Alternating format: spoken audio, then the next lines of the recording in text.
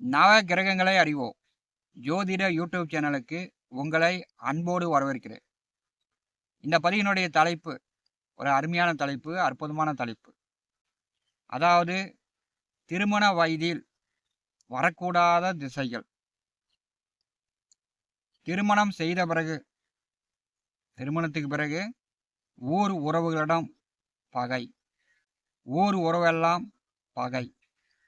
இது எந்த மாதிரியான அமைப்பை ஜாதகத்தில் கிரகங்கள் கொடுக்கிறது, திசைகள் கொடுக்கிறது. இந்த பதிவில் பலன்கள் காணப்போகிறோம். இந்த பதிவை கடைசி வரை கேட்டு பயன்படுங்க. இப்போ இருக்கின்ற காலகட்டத்தில் பார்த்தீங்கன்னா, நேரம் நடக்குதோ இல்லையோ, 20 வயது 25 வயது ஆனால் உடனே ஜாதகத்தை மீடியேட்டர்களிடம் கொடுத்து விடுகிறார்கள். பணம் தான் ஆயிரக்கணக்கில் செலவாகுது. அவங்க இங்கே பார்க்குறேன், அங்கே பார்க்குறேன், இங்கே பார்க்குறேன்னு நாட்களை வருடங்களை கடத்து கொண்டே இருக்கிறார்கள். இன்னும் செட் ஆகலன்னு நாட்கள் கடந்து கொண்டே இருக்கிறது. ஆனால் கல்யாணம் பண்ண முடியல. திருமணம் என்பது சொர்க்கத்தில் நிச்சயிக்கப்பட்டது என்று சொல்லுவாங்க. திருமணம் நடப்பதற்கு இரு குடும்பங்களும் ஒற்றுமையாகணும், இரு குடும்பங்களுக்கும் பிடிச்சி போகணும். அப்போ தான் நிச்சயம் பண்ணுற வரைக்கும் போகும். நிச்சயம் பண்ணால் தான் அதுக்கப்புறம் கல்யாணம். பார்த்தீங்கன்னா வசதி வாய்ப்பு இல்லாதவர்கள் காலகாலத்தில் கல்யாணம் பண்ணிக்கிறாங்க. நல்லா வசதி வாய்ப்பு பல கோடி சொத்து இருக்கக்கூடியவர்கள் தான் கல்யாணம் பண்ண முடியல. நிறைய இடங்களில் பல இடங்களில் வரன் பார்த்து பல லட்சம் செலவு பண்ணிட்டு கல்யாணம் ஆகாமல் 40, 45, 50, 55ன்னு வயது கடந்து கொண்டு போகிறார்கள். ஏன் அப்படின்னா, இடம் பிடிக்கல, தூரமாக இருக்குது அப்படின்னு பல காரணங்கள் சொல்லி இந்த நல்ல காரியங்களை தடைப்படுத்துகிறார்கள். இது ஏன், எதனால் இப்படிலாம் வருது அப்படின்னா, சுய ஜாதகத்தில் நடக்கக்கூடிய திசா புத்திக்கு தான் நம்மளை கெடுக்கிறது. விருப்பப்பட்டு கூட்டிகிட்டு ஓடி கல்யாணம் பண்ணுறதுக்கும், ஜாதகத்தில் கிரக அமைப்பு நன்றாக இருக்கணும், திசா புத்தி நல்லா இருந்தால் தான் விருப்பப்பட்டு கூட்டிகிட்டு ஓடி கல்யாணம் பண்ண முடியும். திசா புத்தி நல்லா இல்லைன்னா விருப்பங்கள் நிறைவேறாது. 2, 3 காதல் தோல்வியில் போய் முடியும். ஆண்களுடைய ஜாதகத்தில் சுக்கிர பகவான் நல்ல நிலையில் இருக்க வேண்டும்.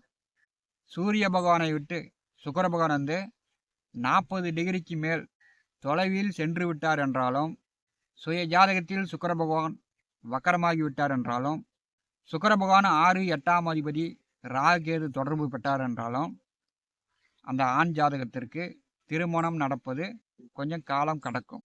அதே மாதிரி பெண்கள் ஜாதகத்தில் செவ்வாய் 6, 8ஆம் அதிபதி கூட்டணியில் இருந்தாலும், ராகு கேது தொடர்பில் இருந்தாலும் திருமணம் நடப்பதற்கு பார்த்தீங்கன்னா வயதாகும், காலம் கடக்கும். பதிவினுடைய தலைப்பு பார்த்தீங்கன்னா, திருமண வயதில் வரக்கூடாத திசைகள். திருமண வயதில் ஜாதகம் பார்க்கும்போது ஜாதகனுடைய ஜாதகத்தை மட்டும் பார்க்கக்கூடாது, அப்பாவுடைய ஜாதகத்தையும் பார்க்கணும். ஏன்னா அப்பாவுடைய ஜாதகம் வழி விட்டாதான் மகனுக்கு கல்யாணம் பண்ண முடியும். திருமண வயதில் லக்னத்திற்கு 4வது வீட்டில் ஏதாவது ஒரு கிரகம், 4ஆம் அதிபதியே ஆட்சி பெற்றிருந்தாலும் சரி, லக்னத்திற்கு 4வது வீட்டில் ஒரு கிரகம் நின்று திசை நடத்தக்கூடாது. லக்னத்திற்கு 4வது வீட்டில் ஜாதகனுக்கோ ஜாதகனுடைய அப்பாவுக்கோ லக்னத்திற்கு 4வது வீட்டில் ஒரு கிரகம் நின்று திசை நடந்தால் கல்யாணம் நடப்பது தாமதமாகும். கல்யாணத்துக்கு வழி விடாது. ஏன்னா புத்திரஸ்தானத்திற்கு 12ஆம் இடம் தான் 4ஆம் இடம். இந்த 4வது வீட்டில் ஒரு கிரகம் நின்று திசை நடந்தால் புத்திரஸ்தானத்தை கெடுக்கும். குழந்தை பாக்கியம் இருந்தால் தான் திருமணத்திற்கு வாய்ப்புகள் கூடி வரும். ஜாதகத்தில் 4ஆம் வீட்டில் ஜாதகனுக்கோ ஜாதகனுடைய அப்பாவுக்கோ 4வது வீட்டில் ஒரு கிரகம் நின்று திசை நடந்தால் புத்திரஸ்தானத்தை கெடுக்கும். திருமணம் அந்த புத்தியோ 4ஆம் வீட்டில் இருக்கக்கூடிய கிரகத்தின் திசையிலேயோ திருமணம் செய்ய முடியாது. அதனால் 4ஆம் வீட்டில் ஒரு கிரகம் நின்று திசை நடந்தால் தேவையில்லாமல் மீடியேட்டர்களிடம் புரோகர்களிடம் ஜாதகத்தை கொடுத்துட்டு ஆயிரக்கணக்கில் நீங்கள் பணம் செலவழிப்பதை தவிர்க்க வேண்டும். ஏன்னா 4வது வீட்டில் ஒரு கிரகம் நின்று திசை நடந்தால் ஜாதகனுக்கும் சரி அப்பாவுக்கும் சரி, 4வது வீட்டில் ஒரு கிரகம் நின்று திசை நடந்தால் புத்திர விருத்தியை தடை பண்ணும். திருமண வயதில் ஜாதகனுக்கும் சரி, ஜாதகனுடைய அப்பாவுக்கும் சரி 6, 8ஆம் அதிபதிகள் திசை வரக்கூடாது.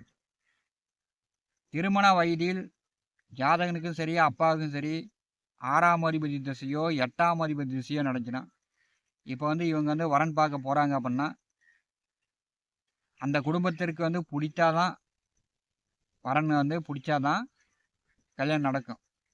இப்போ வந்து 6, 8ஆம் அதிபதி திசை நடந்து இவங்க வந்து வரன் பார்க்க போகிறார்கள் என்றால் ஒரு திருப்தி இருக்காது. வான்னு கூப்பிடுவாங்க, யாரோ வந்திருக்காங்க அப்படின்னு அவங்க வந்து ஏனோ தானோ அப்படின்னு உங்களை வந்து டீ காப்பி கொடுத்து சரி போயிட்டாங்கன்னு அனுப்பிச்சி விட்ருவாங்க. ஆனால் வந்து பதில் வந்து திரும்ப வராது. 6, 8ஆம் அதிபதிகள் திசை நடந்தால் உங்களுக்கு நடந்தாலும் சரி, அப்பாவுக்கு நடந்தாலும் சரி, குடும்பத்தில் சுபகாரியங்கள் நடப்பது கடினம். 6, 8ஆம் அதிபதிகள் திசை நடந்தால் எங்கே போய் எத்தனை இடத்துல போய் வரன் பார்த்தாலும் வரன் செட் ஆகாது. இது வந்து ஆணாக இருந்தாலும் சரி, பெண்ணாக இருந்தாலும் சரி, 2 பேர்த்துக்குமே ஒரே கிரக அமைப்பு தான். பார்த்தீங்கன்னா திருமணத்திற்கு பின்னாடி ஒரு குழந்தை பிறந்த பிறகு பார்த்தீங்கன்னா ஊர் உறவெல்லாம் கடும் பகையாயிரும். அது ஏன் அப்படி ஆகுது? திருமணத்திற்கு முன்னாடி வரை நல்லா தான் இருந்தேன், திருமணம் பண்ண பிறகு தான் ஊர் உறவெல்லாம் பகையாயிருச்சு, ஒரு ஒற்றுமை இல்லை அப்படின்ற அமைப்பு நிறைய பேருக்கு உண்டு. இதுக்கு எந்த மாதிரியான கிரக அமைப்பு பார்க்கும்போது, சுய ஜாதகத்தில் லக்னத்திற்கு 5ஆம் அதிபதி 6ஆம் வீட்டில் நின்றால், லக்னத்திற்கு 5ஆம் அதிபதி 6ஆம் வீட்டில் நின்றால் இந்த ஜாதகனுக்கு திருமணமாகி ஒரு குழந்தை பிறந்த பிறகு பார்த்தீங்கன்னா ஊர் உறவெல்லாம் கடும் பகையாயிரும். அது மாமனாக இருந்தாலும் சரி, மச்சன்னா இருந்தாலும் சரி, அப்பாவாக இருந்தாலும் சரி, அண்ணனாக இருந்தாலும் சரி, தம்பியாக இருந்தாலும் சரி, கடுமையான பகையை இந்த ஜாதகனுக்கு ஏற்படுத்தி விடும். கல்யாணம் பண்ணுறதுக்கு முன்னாடி நல்லா தான் இருந்தேன், கல்யாணம் பண்ண பிறகு தான் எல்லாமே வந்து என்னை வெறுக்கிறாங்க அப்படின்னு சொல்வார். அது வந்து லக்னத்திற்கு 5ஆம் அதிபதி 6ஆம் வீட்டில் நின்றால் திருமணம் செய்து ஒரு குழந்தை பிறந்த பிறகு அந்த ஜாதகனுக்கு ஊர் உறவெல்லாம் பகை விரோதிகளாக மாறிவிடுவாங்க. ஜாதகர் வந்து சிறு வயதிலிருந்த ஒரு பிரச்சனையை அனுபவிக்கிறார் என்றால் பார்த்தீங்கன்னா பகை விரோதிகளை அதிகமாக சம்பாதித்து விட்டார் என்றால், ஜாதகத்தில் 6ஆம் அதிபதியும் 5ஆம் அதிபதியும் ஒரு ராசி கட்டத்தில் கூடியிருந்துச்சுன்னா அந்த ஜாதகன் நண்பர்களை உறவினர்களை சம்பாதிப்பதை விட இவர் வந்து அதிக பகை விரோதிகளை சம்பாதித்திருப்பார். அதாவது லக்னத்திற்கு 5ஆம் அதிபதியும் 6ஆம் அதிபதியும் ஒரு ராசியில் கூட்டணி சேர்ந்திருந்தால் ஜாதகன் இளம் வயதிலிருந்த பகை விரோதங்களை ஊர் உறவுகளிடம் பகையை சம்பாதித்திருப்பார். 5ஆம் அதிபதியும் 6ஆம் அதிபதியும் ஒரு ராசியில் கூட்டணி சேர்ந்தால பிரச்சனை தான் அந்த ஜாதகனுக்கு மேலோங்கி இருக்கும். நவ கிரகங்களை அறிவோம். இந்த ஜோதிட யூடியூப் சேனலில் தினந்தோறும் ஜோதிட பலன்கள் பதிவிடப்படும்.